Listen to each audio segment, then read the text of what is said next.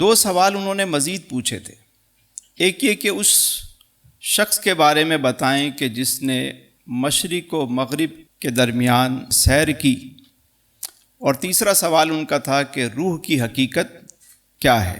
آج ہم دوسرے سوال کے متعلق ہم بات کریں گے، اور جب سورہ کہف نازل ہوئی جس میں اصحاب کہف کا ذکر ہے، اسی سورہ مبارکہ میں حضرت ذوالقرنین کا بھی ذکر ہے۔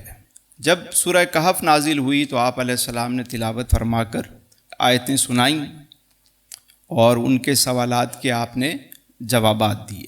اللہ کے پاک کلام کو سنتے ہیں۔ اعوذ باللہ من الشیطان الرجیم، بسم اللہ الرحمن الرحیم۔ وَيَسْأَلُونَكَ عَنْ ذِي الْقَرْنَيْنِ قُلْ سَأَتْلُو عَلَيْكُمْ مِنْهُ ذِكْرًا۔ اور آپ سے ذوالقرنین کے متعلق سوال کرتے ہیں، تم فرماؤ میں ان قریب تمہارے سامنے اس کا ذکر پڑھ کر سناتا ہوں۔ إِنَّا مَكَّنَّا لَهُ فِي الْأَرْضِ وَآتَيْنَاهُ مِن كُلِّ شَيْءٍ سَبَبًا۔ بے شک ہم نے اسے زمین میں اقتدار دیا اور اسے ہر چیز کا ایک سامان عطا فرمایا۔ فَأَتْبَعَ سَبَبًا، تو وہ ایک راستے کے پیچھے چلا، حتى إذا بلغ مغرب الشمس وجدها تغرب في عين حمئة ووجد عندها قوما قلنا يا ذا القرنين إما أن تعذب وإما أن تتخذ فيهم حسنا۔ یہاں تک کہ جب سورج کے غروب ہونے کی جگہ پہنچا تو اسے ایک سیاہ کیچڑ کے چشمے میں ڈوبتا ہوا پایا، اور اس چشمے کے پاس ہی ایک قوم کو پایا، تو ہم نے فرمایا اے ذوالقرنین، یا تو انہیں سزا دے یا ان کے بارے میں بھلائی اختیار کر۔ قال أما من ظلم فسوف نعذبه ثم يرد إلى ربه فيعذبه عذابا نكرا۔ اور کہا بہرحال جس نے ظلم کیا تو ان قریب ہم اسے سزا دیں گے، پھر وہ اپنے رب کی طرف لوٹایا جائے گا تو وہ اسے بہت برا عذاب دے گا۔ وَأَمَّا مَنْ آمَنَ وَعَمِلَ صَالِحًا فَلَهُ جَزَاءً الْحُسْنَى وَسَنَقُولُ لَهُ مِنْ أَمْرِنَا يُسْرًا۔ اور بہرحال جو ایمان لایا اور اس نے نیک عمل کیا تو اس کا بدلہ بھلائی ہے، اور ان قریب ہم اس کو آسان کام کہیں گے۔ ثُمَّ أَتْبَعَ سَبَبًا، پھر وہ ایک راستے کے پیچھے چلا، حتى إذا بلغ مطلع الشمس وجدها تطلع على قوم لم نجعل لهم من دونها سترا۔ یہاں تک کہ جب سورج طلوع ہونے کی جگہ پہنچا تو اسے ایک ایسی قوم پر طلوع ہوتا ہوا پایا جس کے لیے ہم نے سورج سے کوئی آڑ نہ رکھی تھی۔ كذلك وقد أحطنا بما لديه خبرا۔ بات اسی طرح ہے، جو کچھ اس کے پاس تھا سب کو ہمارا علم محیط ہے۔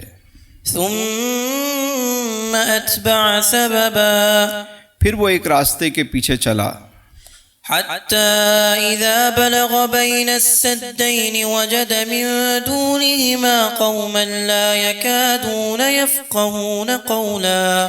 یہاں تک کہ جب دو پہاڑوں کے درمیان پہنچا تو اس نے ان پہاڑوں کے آگے ایک ایسی قوم کو پایا جو کوئی بات سمجھتے معلوم نہ ہوتے تھے۔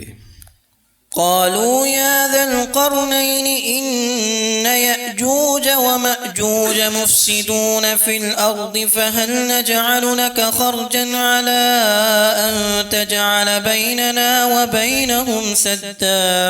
انہوں نے کہا اے ذوالقرنین، بے شک یاجوج اور ماجوج زمین میں فساد مچانے والے لوگ ہیں، تو کیا ہم آپ کے لیے کچھ مال مقرر کر دیں اس بات پر کہ آپ ہمارے اور ان کے درمیان ایک دیوار بنا دیں؟ قال ما مكنني فيه ربي خير فأعينوني بقوة أجعل بينكم وبينهم ردما۔ ذوالقرنین نے کہا جس چیز پر مجھے میرے رب نے قابو دیا ہے وہ بہتر ہے، تو تم میری مدد قوت کے ساتھ کرو، میں تمہارے اور ان کے درمیان ایک مضبوط رکاوٹ بنا دوں گا۔ آتوني زبر الحديد حتى إذا ساوى بين الصدفين قال انفخوا حتى إذا جعله نارا قال آتوني أفرغ عليه قطرا۔ میرے پاس لوہے کے ٹکڑے لاؤ یہاں تک کہ جب وہ دیوار دونوں پہاڑوں کے کناروں کے درمیان برابر کر دی تو ذوالقرنین نے کہا آگ دہکاؤ، یہاں تک کہ جب اس لوہے کو آگ کر دیا گیا تو کہا مجھے دو تاکہ میں اس گرم لوہے پر پگھلایا ہوا تانبا انڈیل دوں۔ فما استطاعوا أن يظهروه وما استطاعوا له نقبا۔ تو یاجوج ماجوج اس پر نہ چڑھ سکے اور نہ اس میں سوراخ کر سکے۔ قال هذا رحمة من ربي فإذا جاء وعد ربي جعله دكاء وكان وعد ربي حقا۔ ذوالقرنین نے کہا یہ میرے رب کی رحمت ہے، پھر جب میرے رب کا وعدہ آئے گا تو اسے پاش پاش کر دے گا، اور میرے رب کا وعدہ سچا ہے۔ وَتَرَكْنَا بَعْضَهُمْ يَوْمَئِذٍ يَمُوجُ فِي بَعْضٍ وَنُفِخَ فِي الصُّورِ فَجَمَعْنَاهُمْ جَمْعًا۔ اور اس دن ہم انہیں چھوڑ دیں گے کہ ان کا ایک گروہ دوسرے پر سیلاب کی طرح آئے گا، اور سور میں پھونک ماری جائے گی تو ہم سب کو جمع کر کے لائیں گے۔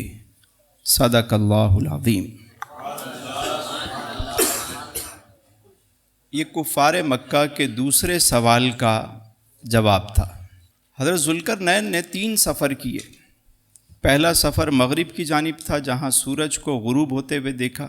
دوسرا سفر جو کیا وہ مشرق کی طرف کیا جہاں سورج طلوع ہوتے ہوئے دیکھا۔ یہ نیوزی لینڈ کے پاس ایک جزیرہ ہے، فجی کہتے ہیں اسے۔ اسرار بھائی ہیں یہ ماشاءاللہ فرانس سے تشریف لائے ہیں۔ آج ہمارے بڑے پیارے، بہت پیارے بھائی دوست کرنل افتخار صاحب بھی تشریف لائے ہیں۔ تو فجی تو وہیں آپ کے نیوزی لینڈ کے پاس ہی ایک جزیرہ ہے چھوٹا سا۔ فجر کی اذان سب سے پہلے وہاں ہوتی ہے دنیا میں، اس کے بعد نیوزی لینڈ، پھر آسٹریلیا، پھر اس طرح سورج جو ہے وہ طلوع ہوتا ہے۔ تو وہ مشرق کی طرف گئے، اور تیسرا سفر جو انہوں نے کیا وہ کیا شمال کی جانب۔ اب یہ سینٹرل ایشیا ہے، اس طرف اللہ بہتر جانتا ہے۔ تو وہاں ایسی قوم کو پایا جس کے متعلق ذکر کیا گیا کہ وہ فسادی گروہ تھا، یعنی وہ آتے تھے اور ربیع کے موسم میں، بہار کے موسم میں آتے، سب کی فصلیں بھی کھا جاتے، کھانے پینے کی چیزیں بھی لوٹ مار کرتے، اور یہاں تک کہ لوگوں کو بھی کھا جاتے ان کے ہاتھ اگر کوئی چڑھتا، اور جو کچھ ان کے پاس خشک سامان ہوتا وہ بھی اپنے ساتھ لے جاتے۔ ہر سال ان کا یہ طریقہ تھا۔ وہ 2 گروہ تھے، یاجوج و ماجوج، دونوں آتے تھے۔ اب انہوں نے شکایت کی کہ بھئی آپ ان کے کوئی بندوبست کریں، اللہ نے آپ کو طاقت دی ہے، اقتدار دیا ہے۔ اچھا، ذوالقرنین وہ بادشاہ گزرا ہے کہ جس نے پوری دنیا پر حکومت کی، مشرق و مغرب دونوں طرف۔ اللہ نے اقتدار دیا، طاقت دی، پاور دی، قوت دی۔ تو انہوں نے کہا کہ ٹھیک ہے جی، بندوبست کرتے ہیں۔ وہ کہنے لگے اگر آپ کو مال چاہیے تو ہم وہ بھی دینے کو تیار ہیں۔ آپ نے فرمایا مال کی ضرورت نہیں ہے، تم قوت کے ذریعے مدد کرو۔ لوہے کے بڑے بڑے ٹکڑے لائے گئے، زمین کو کھودا گیا، یہاں تک کہ پانی جہاں نکلتا ہے وہاں تک رکھ کے ان ٹکڑوں کو رکھا گیا، کوئلہ ڈالا گیا، اور دونوں طرف لکڑی سے جیسے ہمارے یہاں شٹرنگ لگائی جاتی ہے اس طرح، اور پھر اس کے اوپر جو ہے پگھلا ہوا تانبا اور لوہا ڈال کے اس کو بالکل سیسا پلائی ہوئی دیوار بنا دیا گیا، مضبوط۔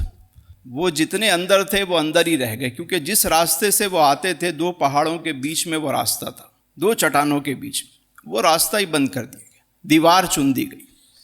اب حدیث مبارکہ میں ہے کہ یاجوج و ماجوج کا یہ گروہ روزانہ جو ہے وہ آتا ہے اور دیوار کو توڑنے کی کوشش کرتا ہے، لیکن جب بہت قریب پہنچ جاتا ہے تو ان کا سردار کہتا ہے کہ ہم کل آئیں گے، چلو، پھر چلے جاتے ہیں۔ صبح جب وہ پہنچتے ہیں تو خدا کی قدرت کہ وہ دیوار دوبارہ اسی حالت پر آ چکی ہوتی ہے۔ قیامت کے قریب جب وہ آئیں گے تو ان کا جو سردار ہے وہ کہے گا کہ انشاءاللہ کل ہم اس دیوار کو توڑ دیں گے۔ تو وہ دوسرے دن جب پہنچیں گے تو جہاں وہ دیوار چھوڑ کر جائیں گے دیوار ان کو اتنی ہی ٹوٹی ہوئی ملے گی، اور انشاءاللہ کہنے کی برکت سے وہ اس دیوار کو اس میں سوراخ کر لیں گے، باہر آنا شروع ہو جائیں گے، اور یہ ایک ایسا گروہ ہوگا کہ روئے زمین پر ایسا فساد پھیلائے گا کہ جو چیز ان کے ہاتھ آئے گی اس کو کھا جائے گی، مار دیں گے، کھا جائیں گے۔ اور یہ قیامت کی نشانیوں میں سے ایک نشانی ہے، قرب قیامت۔ حضرت عیسیٰ علیہ السلام جتنے مسلمان ہوں گے ان کو لے کر کوہ طور پر تشریف لے جائیں گے، پیچھے یہ سارے فسادی گروہ فساد پھیلائے گا۔ پھر سیدنا عیسیٰ علیہ السلام دعا فرمائیں گے کہ میرے مالک اس سے ہمیں نجات دے، تو اللہ تعالیٰ ان کی گردنوں میں ایک کیڑا پیدا فرمائے گا جس سے یہ ہلاک ہو جائیں گے۔ اب جب یہ سارے ہلاک ہو جائیں گے تو عیسیٰ علیہ السلام مسلمانوں کے ساتھ جب نیچے آئیں گے تو وہاں بدبو ہوگی، ان کی لاشیں ہوں گی۔ پھر وہ دعا کریں گے تو اللہ تعالیٰ ایسے پرندے بھیجے گا جو ان کو اٹھا کر جہاں رب چاہے گا وہاں وہ لے جائیں گے۔ اور کہا جاتا ہے کہ 7 سال تک مسلمان جو ہے ان کے جو تیر اور کمان تھے ان کو جلاتے رہیں گے، یعنی اتنی تعداد میں ان کے تیر کمان ہوں گے۔ اب وہ کون سا دور ہوگا، یہ ٹیکنالوجی ختم ہو چکی ہوگی، کیا ہوگا یہ میرا رب بہتر جانتا ہے۔ بعض لوگ کہتے ہیں کہ بھائی آج کے سیٹلائٹ کے دور میں یہ ہمیں کیوں نہیں نظر آتے؟ تو بھائی کیا سیٹلائٹ ہر جگہ پہنچ گیا ہے؟ ابھی تو دنیا میں 3 حصے پانی ہے، اور کہا جاتا ہے کہ صرف 4% ہی آبی حیات کو یہ دریافت کر سکیں۔ وہ کون سا خطہ ہے، کون سی جگہ ہے، یہ اللہ بہتر جانے۔ جب اللہ چاہے گا وہ ظاہر ہو جائیں گے۔ چونکہ یہ قرآن کا معاملہ اس لیے ہمارا ایمان ہے ان تمام باتوں پر، ٹھیک ہے؟ قرآن ہے ہی غیب۔ اب ہمارے ساتھ 2 فرشتے ہیں، ہمیں تو نظر نہیں آ رہے، لیکن ہمارا ایمان ہے کہ فرشتے موجود ہیں۔ تو یہ اللہ کی نشانیوں میں سے ایک نشانی ہے۔